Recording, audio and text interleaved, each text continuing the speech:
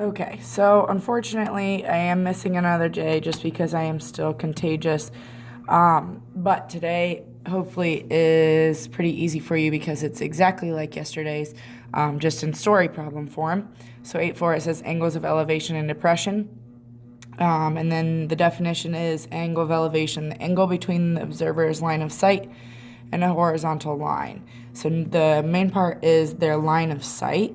So notice in this picture, here's their line of sight if you're looking straight forward, and then where they look up to the top of the tree. So this is the angle of elevation in between those. So the first question says the angle of elevation from point A to the top of the cliff is 34 degrees. If point A is 1,000 feet from the base of the cliff, how high is the cliff? So what's nice is they have this drawn out for us. So we're just using that same idea that we did yesterday, where you circle the angle they gave you and then talk about which sides they gave you. Well, they gave me opposite side of the angle because it's not touching the angle that makes it opposite. And then adjacent side, and the reason it's called adjacent is because it is touching that angle 34. So since it's opposite and adjacent, we're going to use tangent of the angle measure, and like I said yesterday, tangent of angle measure or sine of angle measure or cosine of angle measure, always put your angle measure here, equals opposite over adjacent, which is 1,000. So we're going to multiply by 1,000 on both sides to solve for this. And when you type this into your calculator, since this cancels out, when you type this into your calculator, you should get x equals 674.5 feet for the height from the base of the cliff. Then we're also talking about angle of depression. It says is the angle between the observer's line of sight and a horizontal line at the top of the figure. So again, that line of sight is big because we're talking about from here, looking straight out to down their line of sight. Where do I have to look to see the ground or the base of the tree or whatever they're looking at? So this is the angle of depression. Using the properties of parallel lines back from chapter 3, the angle of elevation is congruent to the angle of depression. So if they give you the elevation, then you already know depression. If they give you depression, then you know elevation. So that helps us, like in this next problem. This next problem, it says the angle of depression from the top of an 80-foot building to point A on the ground is 42 degrees. How far is the foot of the building from point A? So they told us the angle of depression is 42 degrees. So that would be here. But we can also put that here because that's the angle of elevation. So it works because these two lines are parallel, this top and bottom line, and this would be my alternate interior angles. So this depression and elevation, they're going to be the same. Then from there, we're going to circle our angle and talk about what sides we have. Again, we have opposite and adjacent, and we know it's adjacent because it's touching angle A, and we know it's opposite because it's not touching angle A. It's opposite of angle A. So we're going to use tangent again of the angle measure, 42, equals opposite over adjacent. And remember, this was a little bit tricky yesterday because we had to multiply by x on both sides first. So we get x tangent 42 equals 80. And then divide by your tangent of 42. And you can type that straight into your calculator. 80 divided by tangent of 42. And you should get about 88.8 feet when you round it. Okay. So over onto the back. These questions are more like what you would see in your book or on your test, and then of course they don't give you a picture. I don't know that they'll always give you a picture, so definitely get used to drawing one. I would highly suggest that you always draw one because I think that makes it easier to actually map out which kind of trig function you're going to use, whether it's sine, cosine, or tangent. So at the top it says solve each problem, round measures of segments to the nearest whole number and angles to the nearest degree. So they're asking for whole numbers here. So number one says the angle of depression from a balloon on a 75-foot string to a person on the ground is 36 degrees. How high is the balloon? Now, don't let this trick you. This is a little bit tricky, actually. Is that, because I even got tricked in the beginning, is that this balloon is floating out here, okay? So here's the balloon. the string is 75 foot long. They want to know how high is the balloon. Here's the X that we're going to have, okay?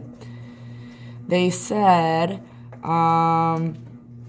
the angle of depression is 36. So I'm just going to put that as the angle of elevation because we know that those are congruent. So there's what your picture should look like. So technically here was your angle of depression up here, 36, and that's why I can put 36 down here also. So then again, I'm circling my angle measure, and I've got opposite, and I've got hypotenuse this time, which gives me the sine trig function of 36 equals opposite is x over hypotenuse is 75. So this one's pretty easy because we're just multiplying by 75 on both sides. And this you can type in straight into your calculator, 75 sine 36. And if you're still struggling with that, let me show you how you would do that. Make sure you're just typing 75 times sine, button is right here, 36, I believe. Yeah, 36. Enter. And you should end up with 44.08, so 44 is what we're going to round it to. X is 44 feet. So go ahead and try 2, 3, and 4. Pause the video right now. Try 2, 3, and 4 yourself.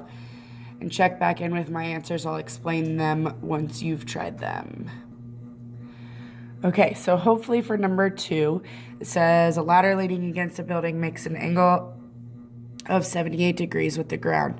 The foot of the ladder is 5 feet from the building. How long is the ladder? So hopefully you had a picture something like this. I've got my ladder here. I don't know the length of the ladder. I do know that it makes a 78 degree angle with the ground, and it's 5 foot from the building. And here's my building over here. So then I set up knowing that I have this angle 78. I have adjacent and hypotenuse, so I set up cosine of 78 equals 5 over x. So I multiplied by x first since I was dividing by x, and then divided by my cosine of 78 and got 24 feet. Remember, you're rounding to the nearest whole number. So 24 feet for number 2. Number 3, it says from the top of a 120-foot high tower, an air traffic controller observes an airplane at the runway, on the runway at an angle of an depression of 19 degrees. How far from the base of the tower is the airplane? So they gave you a picture here, so that one wasn't too tough. But you were given, so since this is 19, the depression was, then so was the elevation. So I wrote 19 down here too. And notice I have opposite and adjacent, so this is tangent. So tangent of 19 equals 120 over x. Multiply by your x to get rid of it. Divide by tangent of 19, and you should have ended up with 349 feet. And last but not least, number 4, a person whose eyes are 5 feet away above the ground is standing on the runway. So this one's actually kind of tricky. Of an airport 100 feet from the control tower. That person observes an air traffic controller at the window of a 132-foot tower. What is the angle of elevation? So this is where I'm saying you definitely want to draw your pictures out, because we've got this person, they're 5 foot off the ground, and this is where they're looking from. Now that doesn't change how far away they are from this. This is my air traffic control tower. But they're still 100 feet from that, okay? And that air traffic control tower is 132 feet off the ground. However, this person is 5 foot off the ground. So I took 132 minus the 5 feet that their eyes are off the ground. And that's where my 127 came from. I'll explain that again. It was 132 feet from the ground, the air traffic tower was. The person was 5 foot from the ground, their eyes were, so I took 132 minus 5 to get the actual distance from where we're starting to the tower. So they wanted to know x, my angle of elevation, with this being my distance to the tower and this being the total height. This is your opposite over adjacent. Again, remember that opposite does not touch the same angle that we're talking about, this x. Adjacent is touching that angle, and remember, hypotenuse always stays the same. It's always across from that 90 degree angle. So I had to set this up using tangent of x equals opposite over adjacent, 127 over 100. Remember, to get rid of tangent, we have to do tan inverse, or tan to the -1 on both sides. And when you type that into your calculator, you should end up with 52 degrees.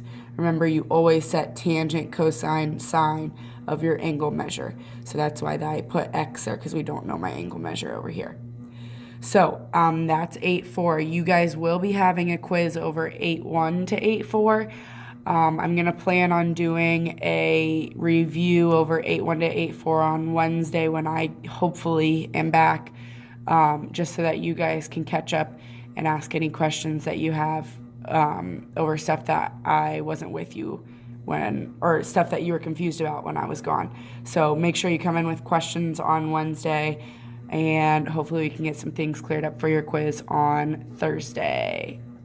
Be nice to the sub, please, and get to work on your homework.